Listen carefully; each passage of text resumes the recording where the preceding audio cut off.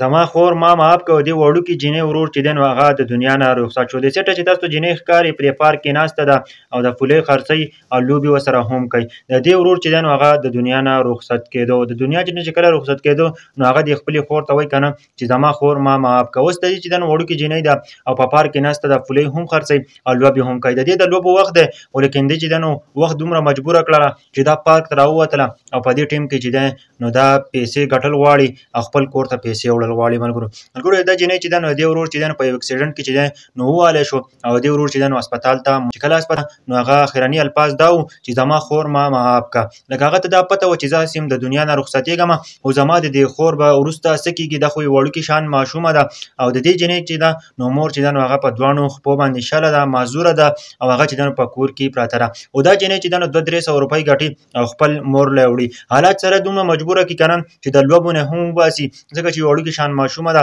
د هغه د لوبو د وخت او هغه چې دی نو یو داسې ژوند ته راله که نه، یو داسې مشکلات چې دی نو هغه ته راله چې تاسو سوچ هم نشئ کولی. د داسې زندګۍ نه دې خدای وساته ځکه چې د دې چې کومه ورور هغه چې کله ژوندی و نو دې زندګي ډېره زیاته ښکلې تېرېدله. خو اوس تاسو کتلی شئ که نه دا جینۍ چې دی نو په دې پارک کې ځانه لوبې هم کوي او هم چې دی نو دلته د فولۍ خرڅوي چې زما د مور له چې زه پیسې ورکوم. ملګرو افسوس مقام دی که نه، ډېر زیات ګران کار دی چې کله په یو انسان باندې یو بوج راشي نو هغه چېرته هم داسې نشي برداشت کولی. په یو ماشومې جینۍ باندې چې 8-9 کالو جینۍ وي او هغه باندې داسې بوج راشي. ملګرو دې سیټه چې جینۍ ښکاري دې زندګي اوس چې ده نو ډېره زیاته په مشکله کې ده ځکه چې مور ده او مور یې ځانه غریبه معذوره ده او دا جینۍ چې ده نو ځانه یې ماشومه ده او ورور یې چې ده په اکسیډنټ کې د دنیا نه رخصت شو او خپلې خور ته دا پیغام ورکړو چې زه د دنیا نه ځمه، زما خور ما معاف کړه. لکه ما معاف کړه او د خپله زندګي چې ده نو اوس په خپله طریقه باندې تېره کړه.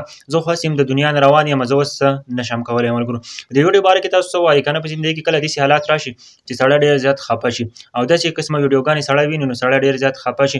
موږ له پکار چې داسې قسمه خلکو ضرور مدد وکړو.